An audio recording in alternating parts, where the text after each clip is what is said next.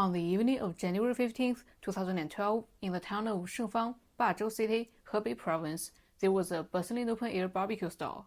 A father and son were busy in front of the stall, adding charcoal, flipping skewers, sprinkling seasoning, and serving dishes with practiced ease. Around them, diners were enjoying and chatting, creating a lively and harmonious atmosphere. However, amidst this scene, a dark figure suddenly caught the attention of the stall owner. A man of medium build, wearing a black coat, strolling from the nearby street, directly up the stairs in front of the barbecue stall. As he passed, he deliberately turned his body, waving to the owner in greeting. The owner was struck with shock, freezing in place with a chilling creeping over him. He stared dumbfounded as the man slowly disappeared into the night, taking a long time to come back to his senses. The reason for the stall owner's unusual reaction was that he recognized the man was Wang Wuxiang, a locally renowned feng shui master.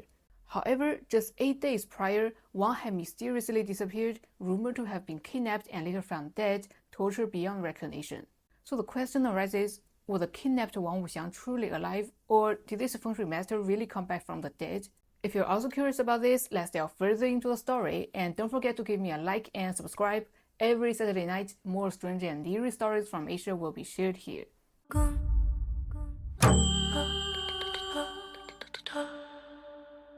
On January 11, 2012, Wednesday, within the Jinsheng Primary School in this small town, children were diligently attending their classes as usual. Suddenly, piercing sirens appeared and several police cars rolled to the scene, gathering beside a garbage heap on the west side of the school. When the police arrived, they were stunned by the horrifying scene. A large white nylon bag stuffed with quilts, all soaked in blood. Upon opening the quilts, they found a headless male corpse. Shengfang town, known for its simplicity, rarely encountered such heinous crimes. Thus, news of this incident spread quickly, causing unrest and anxiety among the townsfolk. Simultaneously, the local police were deeply concerned. With the dumping ground being just a disposal site without any trace of physical evidence, solving the case would be exceptionally challenging. Moreover, such a brutal perpetrator at large posed a significant risk and threat. Though the victim's identity was obscured by the decapitation, the police quickly focused on the potential target, Wang Wuxiang, the victim of a recent kidnapping. Wang Wuxiang, 51 years old, was a local and worked as a feng shui master. He was specialized in advising on house matters, designing house layouts with decades of experience and considerable local fame. Not only locally, he was occasionally invited to work in other regions, keeping him quite busy and had a complex social connection. According to his wife, around 4 p.m. on January 7th, Wang Wuxiang hurriedly left home, presumably for a new job. However, as the night fell and the clock struck midnight, there was still no sign of his return, and his phone remained unanswered. This plunged his family into anxiety, especially his wife, who stayed by the door all night, too frightened to close her eyes. But to her horror, instead of her husband the next morning, she received a menacing phone call. "Hello, Mrs. Wang. If you want to see your husband again, prepare 200,000 yuan in ransom within 2 days, or else I'll kill him." Wang Wuxiang had been kidnapped. Faced with this sudden terror, Mrs. Wang's face turned pale.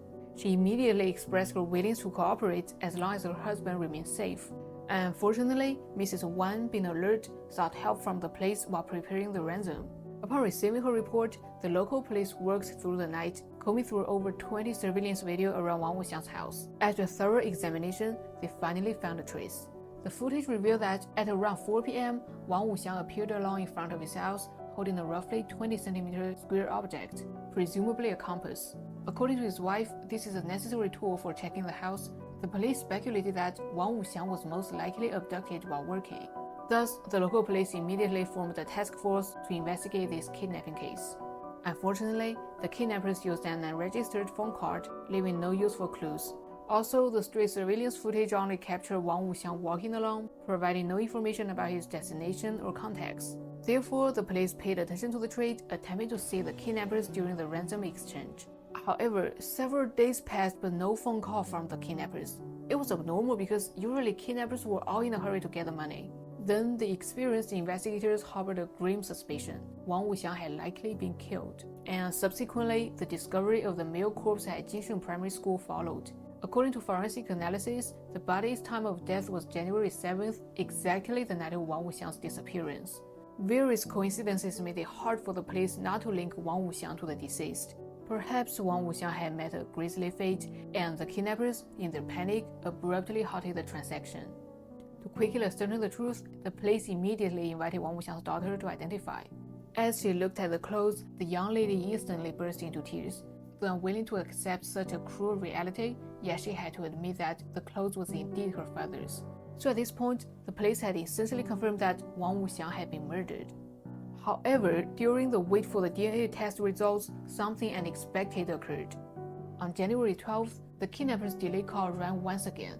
Not only did the caller inquire about the ransom, but he also let Wang Wuxiang say a few words.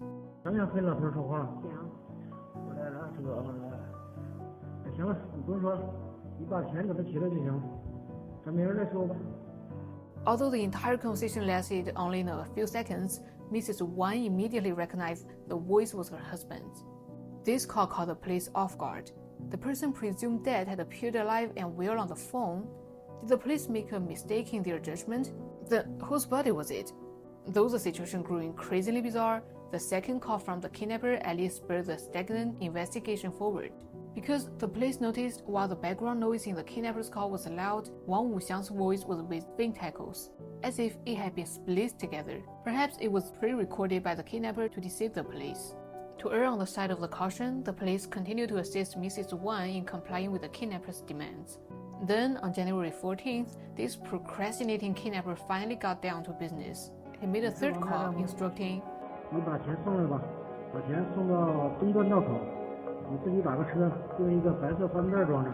Undercover as a taxi driver, the deputy squadron leader personally escorted Mrs. Wang to the exchange location. Along the way, following the police instructions, Mrs. Wang requested to hear her husband's voice to confirm his fate.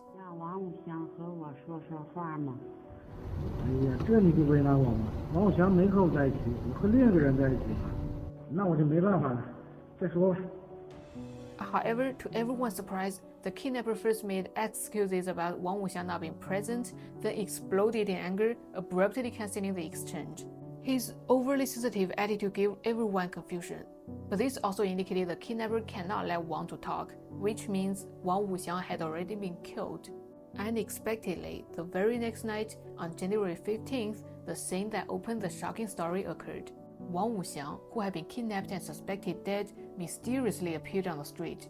He strolled along the road home as if nothing had happened, even greeted the owner of the barbecue stall.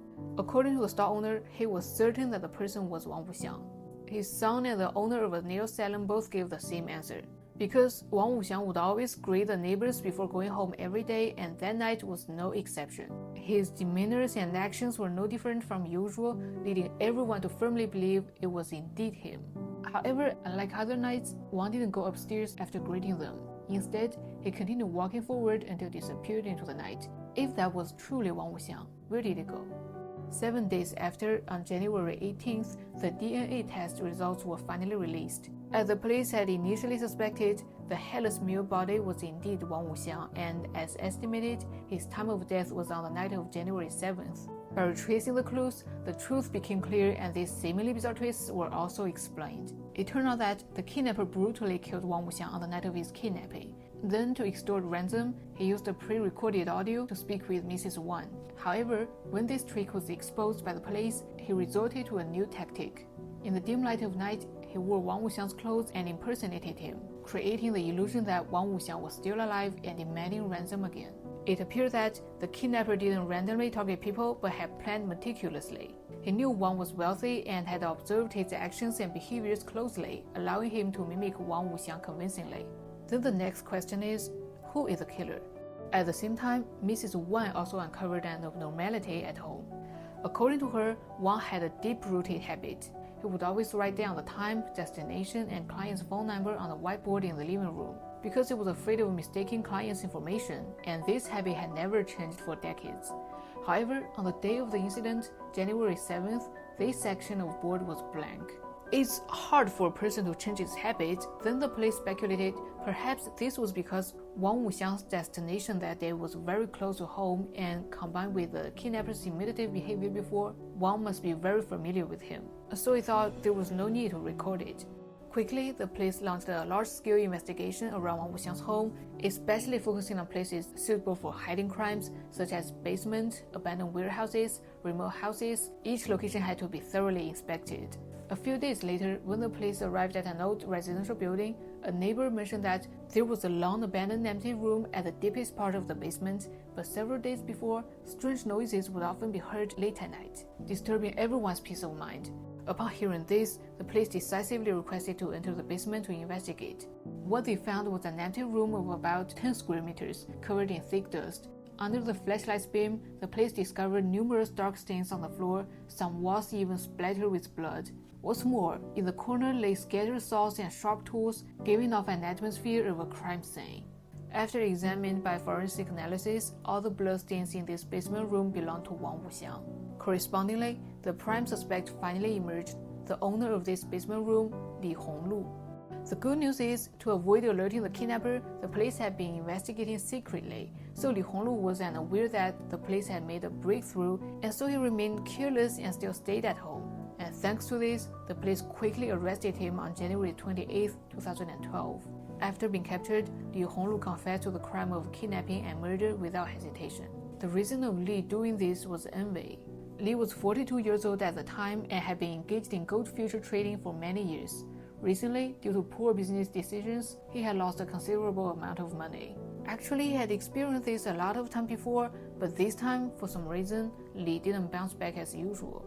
Instead, he conceived the idea of kidnapping Wang Wuxiang for ransom because, first, he knew Wang Wuxiang had made a lot of money in recent years. Second, he believed Wang Wuxiang's sorcery was fraud. It is quite unfair to allow this swindler to earn so much money.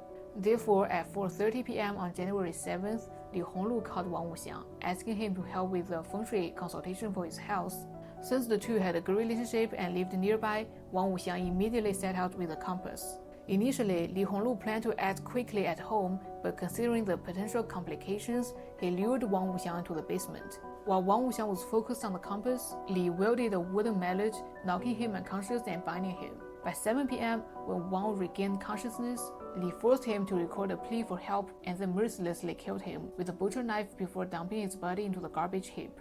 Then, as we saw previously, Li first asked Wang's wife for the ransom money, but didn't expect her to demand Wang's callback to confirm it was really him. Flustered, he abruptly ended the transaction. Afterwards, in order to alleviate the police suspicions, he put on Wang's jacket and deliberately took a walk around to draw the neighbors' attention, creating the illusion that Wang was still alive. This would make it easier for him to continue extorting ransom money later on. From this, it's evident that Li Honglu was not just a simple kidnapper, he was a ruthless and unforgivable executioner. Ultimately, on January 28, 2012, Li Honglu was sentenced to death in the first instance. In recent years, there's been a prevailing theory circulating on Chinese social media: never share your financial success with anyone, even your parents. Many netizens have shared their experiences of how friendship broke apart or relatives turned against each other due to envy. The cruel truth is, people don't envy those far beyond their reach, but rather those who stand just a little higher than themselves. Alright, let's get back to the story itself. I've always had a conspiracy theory. Was the person the barbecue stall owner saw that night really the killer? Because I don't believe someone could perfectly imitate another person without proper training. Some people may explain maybe the killer wore a facial mask. Well, this incident happened in 2012, long before the COVID-19 pandemic, so people weren't in the habit of wearing masks. And even if the perpetrator did, it would have seemed out of place and the stand owner would have noticed something unusual. Therefore, it's highly likely that the perpetrator wasn't covering his face. This raises the question, how did he disguise himself as Wang Wuxiang? Moreover, did anyone notice that Wang Wuxiang's time of death was January 7th and he was seen on the street on January 15th? In the previous video, we mentioned the Chinese belief in the custom of the deceased returning home to bid farewell on the 7th day after death, so here's my bold hypothesis. Perhaps the person who returned that day was indeed Wang Wuxiang's soul. However, due to the potential public impact, the authorities chose not to disclose this. What do you think? Okay, that's all for today. Hope you enjoy it, and bye-bye.